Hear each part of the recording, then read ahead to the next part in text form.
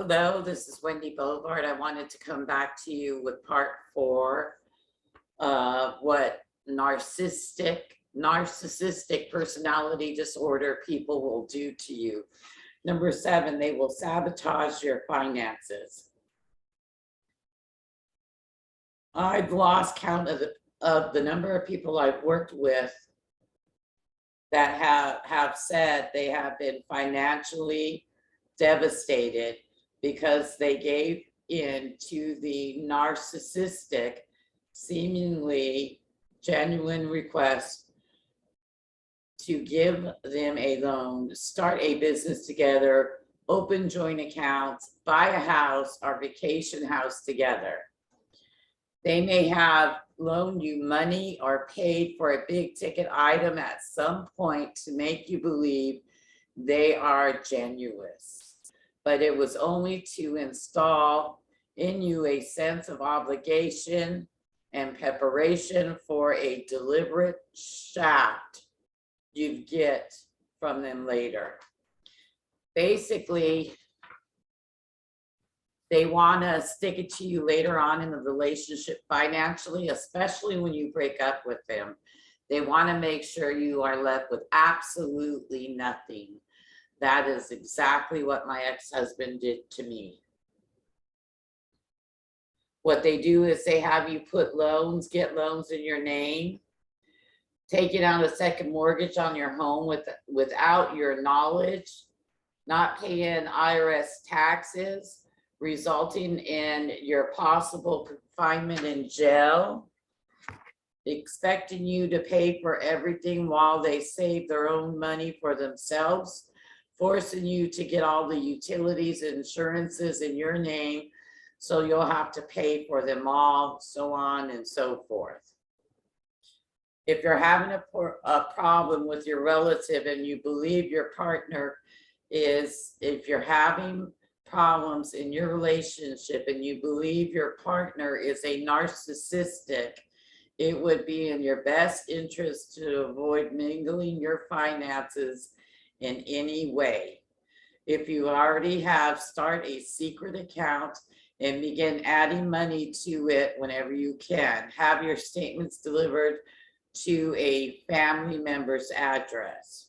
Prevent narcissistic financial abuse early by stocking away money while you can and refusing to put your name on any legal documents with them. And I mean it. When we were married, I paid all the bills.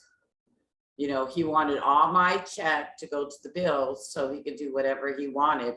And guess what? That didn't work out for him very well, because we had a joint account. In the end, what I've just said for you to do, that's exactly what he did to me.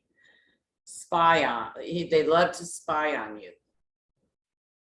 We have already covered spyware and tracking apps that narcissistic abusers can use to keep tabs on your whereabouts, and number 6. So that was the last video that I've done. That is part 3 that's in.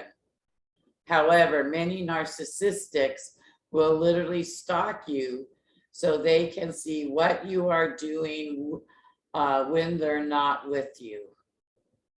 While legal definitions of stalking vary from one jurisdiction to another, a good working description of stalking is unwanted or obsessive attention by an individual towards another through the carrying out of behaviors intended to frighten, distress the victim, and or install a sense of guilt or hopelessness in the victim, which often leads to learning helplessness.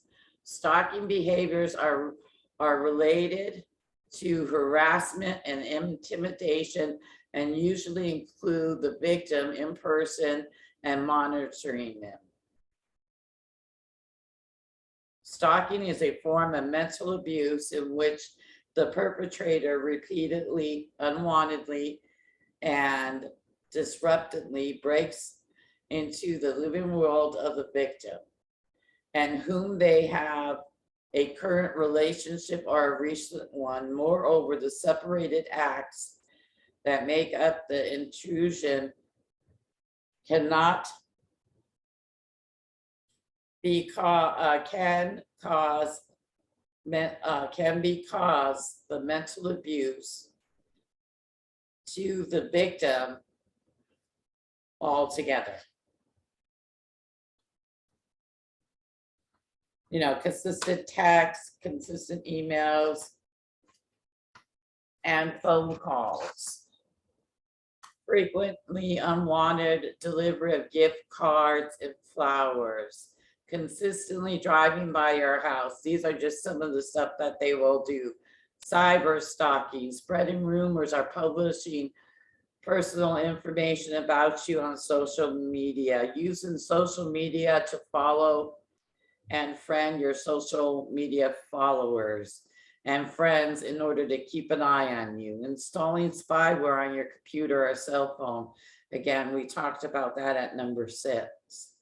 Finding out about you by using public records or online search engines, hiring investigators, going through your garage, or contacting friends, family, neighbors, or co-workers, using technology like hidden cameras or global positioning systems, GPS, to track where you go, threatening to hurt you, your family, your friends, your children, or even your pets. Stalking is often mistaken as hovering, in that once a source of supply expresses a desire to end the relationship, the narcissistic refuses to give up their powers by forcing themselves into the victim's world through harassing, following, and monitoring. Stalking is a common habit a narcissistic has when a source of supply tries to intimidate them, or even a no contest, don't call me, don't contact me, get a restraining order. That really pisses them off. When stalking begins, the victim typically has a clearer picture of what kind of person the narcissistic is, which is why they want to go no contact in the first place. Meaning you tell them, you know, hey, it's over, we're done. We're done, leave me alone, go away. You have to change your number. Sometimes you have to get up and move and change.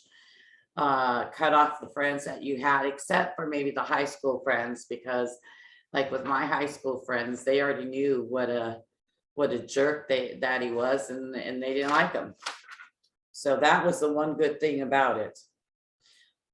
If you believed you're being stalked, you should avoid downplaying the issue, as it will only get worse over time. You may have to take protective measures to secure your sense of peace, privacy, and security.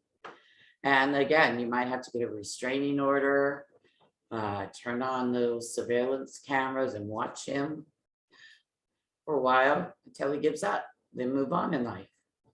Number 9, flirts with your best friend or even your adult children. Again, my high school friends didn't like him. He tried to say my mother wanted to have sex with him, which was a lie. I mean, just really creepy out of, you know, there was just some things that didn't sit well with me, and I should have known then just to leave, but you know, I was young. I was only 19 years old when I met this, actually I was 17 when I met this person. When it comes to narcissistic cheaters, no one is off limit. In fact, narcissistics often diverse a twisted sense of accomplishment if they can get your loved ones interested in them, like your best friend or adult children. So I would clearly watch this man around my adult children, even teenage children, girls that are, you know, 15, 16 years old, because they will try to go after them too. And that is the end of part 4. And everybody have a great day. And we'll go for part 5 later on. Bye-bye.